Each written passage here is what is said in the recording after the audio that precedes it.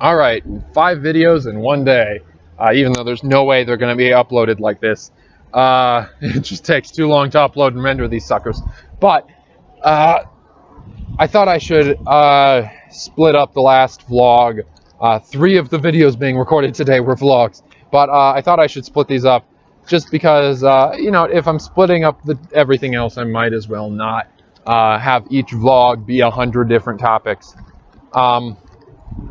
Not to say that I'm gonna like make 30 vlogs if I have 30 things to talk about. I'll try to just make 3, but you know, or even 2 if I can help it. But when I talk about 5 minutes on video formatting and my reasons for different things and how I plan on doing things, and why the intros are all the same, at that point it's distinct enough that that's just a small vlog.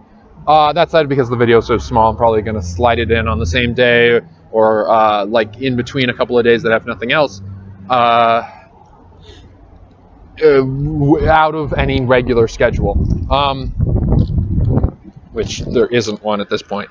Although I don't think I should, even if I have them ready and uploaded, I don't think I should do these suckers every day, because I can't keep that up. At some point, things are going to get really busy again. Maybe not for a few months, but things will inevitably get really busy again, and then I'll have to stop doing it every day.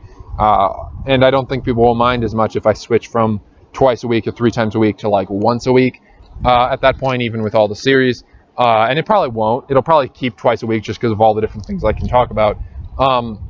But, you know, I don't think people will mind if I switch down to that. But if I'm releasing this stuff every day and then I just run out of stuff, and then it's every day again for a couple more days, and then I run out of stuff, and then there's a couple more days, that's not a good way to do this. Anyway, even if the videos end up being like a month behind the seasons, it's whatever at this point. All right, so in this topic, as the title should suggest, I can English, I swear. In apocalypse situations, I read a lot of apocalypse books. Sue me, I know they're bad, but I like them. And by apocalypse, of course, I mean zombies. It seems like the easiest excuse to write a post-apocalypse or apocalypse scenario, and I like post-apocalypse books, so I don't really mind if they use the cliche zombie excuse.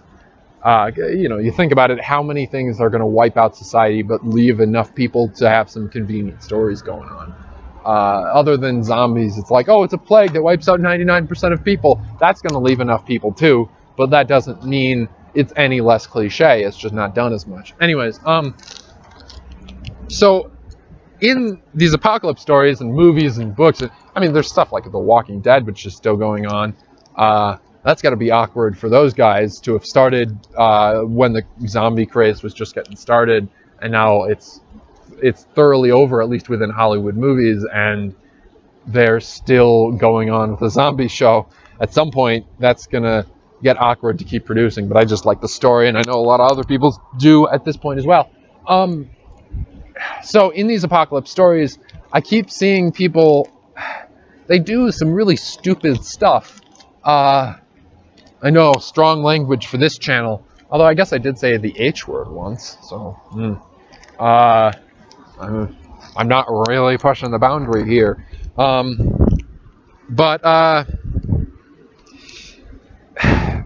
in a post-apocalypse or in an apocalypse, it seems like generally they have this concept that you're supposed to like approach, like you imagine the example of a toll sort of situation, except it's not a toll, it's your life and all your property. But, you know, it's the kind of situation where you see the director make sure you see the bandits sitting on the bridge in front of the protagonist, and inevitably, even though the protagonist sees them ahead of time, as did you, and has the capabilities to either sneak around them or to take them out, as it were, they don't. They just walk up straight up to them, and although it doesn't always end badly, it usually does. That seems to be a pretty easy way to give audiences action scenes. So, or situations in which you feel like the character, everyone's just being bad to the character, like he's got, everybody takes from him, feel bad for him kind of situations.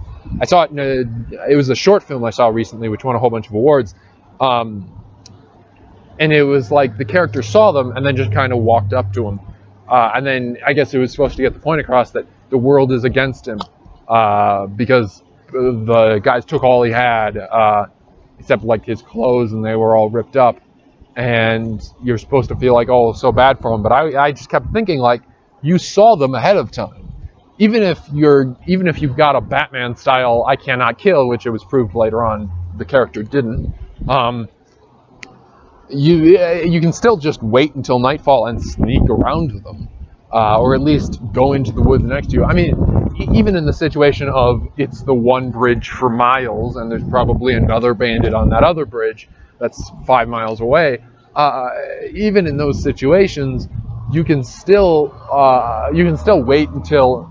Anyways, that's where I found my plan for such situations. As aggressive as it is, although I should preface this, and I recommend this to everyone else, just because if there's anything I've read from people's legitimate views of what could happen in an apocalypse, it's that things are going to get dark. It's going to be dark. The Dark Ages will look like a time of glorious light. So the thing is, it's a gory solution, but honestly, I think as far as I can tell, I'm not a prepper, but as far as I can tell, the best situation is if you have weapons and ammo and all that, and it's not one of those apocalypses where there's just no ammo somehow, even though there's a ton everywhere. So that would have to be a lot of expended ammo for a lot of years. But if it's, well, I don't want to say a zombie apocalypse, but we'll say it's that situation, virus wipes out 99% of people. You've got a lot of ammo, presumably, or at least if you're where I am, you have a lot of ammo just because there is a lot of ammo available. Honestly, my method would be, wait until night, shoot someone in the shoulder, yeah, shoot him in the shoulder. I can English, I know I can. So shoot him in the shoulder or something like that. If you can hit leg or whatever, congratulations, you're a better shot than I am. But hit him somewhere as non-vital as you're able, and then try to have a speakerphone or something like that. If you don't, just cup your hands and yell to them, "I'll shoot you all if you don't leave now," or something like that. That is my ideal situation. At that point, if they find you, take all your stuff, beat you up, take your stuff, I can understand the world is against you situation. But if you just walk up to the obvious bandits, that's not, I don't know. It just annoys me whenever I see that, and I think in a realistic situation, anyways, it came up, and I thought, in a realistic situation, what would I do? And I thought, okay, I'm a good enough shot to hit someone from 50 yards away if I have the right rifle in the shoulder. So that's what I'll do. I'll hit him in the shoulder, or the leg or something, yeah, I'll aim at the dirt, and then I'll just fire off 10 shots, and one of them will probably hit them. And then I'll yell, like, get out of the way, and then I'll cross the bridge. I won't just walk up to the bandits. Then again, I might be a lot more aggressive than most people, but what do? You have to get across a bridge. You have to get across the bridge. We'll say you've got plenty of ammo in this situation. Ammo does weigh something, as a lot of video games tend to ignore or forget. But, you've got plenty of ammo. We'll say you've got a rifle of some kind and you know how to vaguely use it well enough. You're not some military extreme person who can hit a headshot from 10,000 yards away, but we'll say from 50 yards you can comfortably hit someone in whatever body part you want to, with your generalized rifle.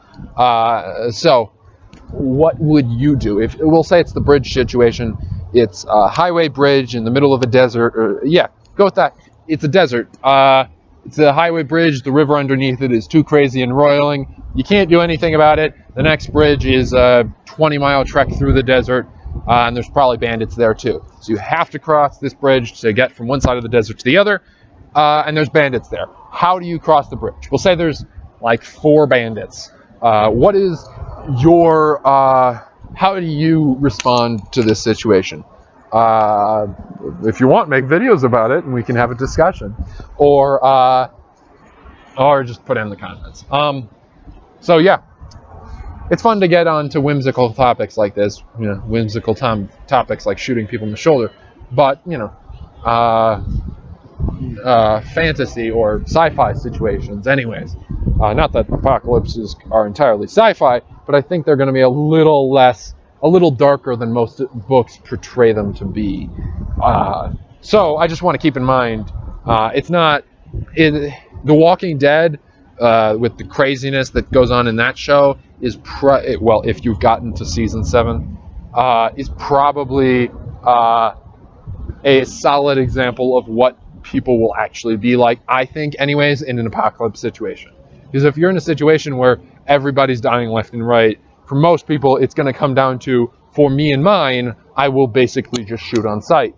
So inevitably, there's going to be some problems. So I guess preface this with your responses. It's not going to be, this isn't a warm and cozy apocalypse. This is a everybody's fighting to survive, and part of your fight to survive is that you need to cross this bridge.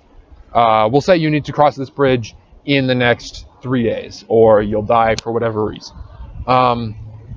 Maybe on the other side of the bridge, the desert ends in 50 miles. So you want to get to the green area, and if you go back the other way, it's desert for 100 miles. We'll say desert hills here, not flat desert, because flat desert causes its own problems for sneaking up on people. So anyways, desert hills. You can get cover.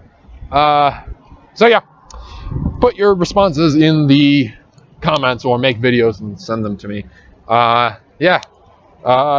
This channel, Hasemage, has few enough notifications that I'll see everyone who sends me a YouTube message, although I have no idea how to access the YouTube message system except when it gives me a notification.